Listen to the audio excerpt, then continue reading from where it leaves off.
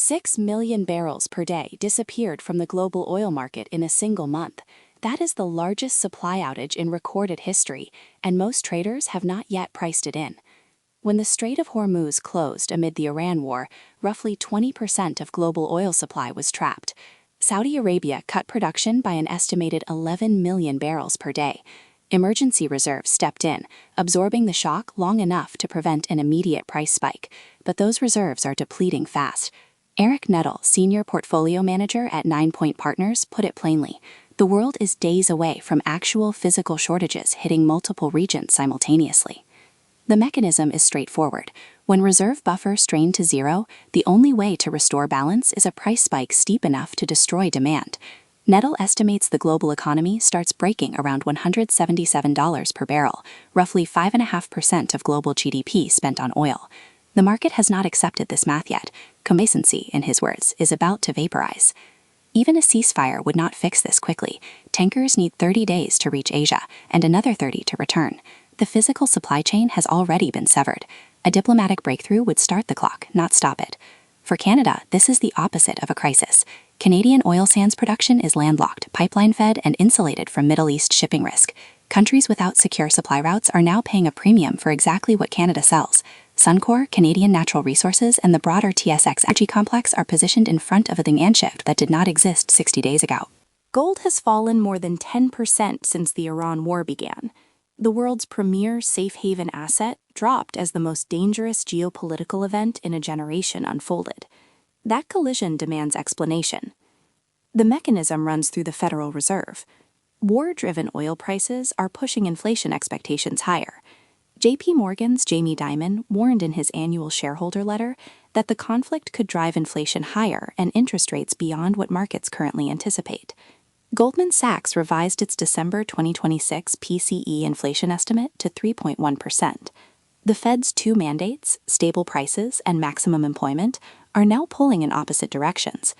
ISM services employment dropped to 45.2 in March, well below the break-even level of 50. At the same time, prices paid jumped to 70.7. When rate cut expectations collapse, gold loses its key tailwind. It is a non-yielding asset. Higher real rates make it less attractive. Add the need for investors to liquidate gold positions to cover losses elsewhere, and the sell-off has its logic. But the logic has a crack. Canada's services PMI has now contracted for 5 straight months, hitting 47.2 in March. The Canadian dollar is sitting near a 4-month low against the US dollar, with speculative short positions jumping from 1,602 contracts to 32,684 in a single week. If the economic damage from the war deepens, the Fed's calculus flips. Recession risk overtakes inflation risk, and rate cuts return to the table. That is the scenario where gold reverses hard.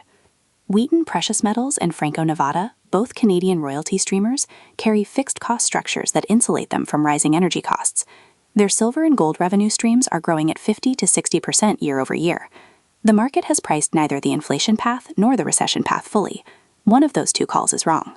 1 year after Liberation Day, the TSX is up 30%. Canadian manufacturing output fell 4%. The federal trade deficit tripled to 1.3% of GDP. The share of exports going to the United States dropped from 76% to 66%. By conventional analysis, this should be a story of damage. Instead, it is a story of resilience outperforming expectations. The explanation is a rotation. Precious metal stocks led the TSX, with some miners up over 300% as global capital fled to safety. That flight to safety is now accelerating.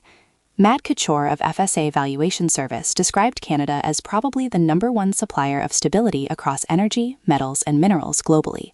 Investors rotating out of geopolitically exposed markets are landing in Canadian resource equities. China is now seeking Canada's help to join the Indo-Pacific Trade Pact. Canada-US trade talks are expected to face a painful extension past the July 1 USMCA deadline, as the Iran war consumes diplomatic bandwidth in Washington. That combination, a stalled U.S. relationship and new interest from Asia, creates space for a structural shift in Canada's trade orientation. The weight of evidence points toward Canadian resource equities continuing to outperform over the next 2 to 3 months, but this holds only if oil prices climb rather than collapse on a ceasefire. If a 45-day ceasefire deal succeeds, Pakistan, Egypt, and Turkey are reportedly pushing for exactly that, the energy premium unwinds quickly, and the TSX rally loses its primary driver. The verification test is this week's U.S. CPI print. Economists forecast a 1% monthly increase, which would push headline inflation to 3.4%. If CPI comes in below that, ceasefire optimism plus softer inflation data could cut the oil risk premium in half before Friday. If it prints at or above forecast, the inflation rate hike fear intensifies, the Fed stays frozen, and Canadian energy names keep their lead. That number drops Thursday morning.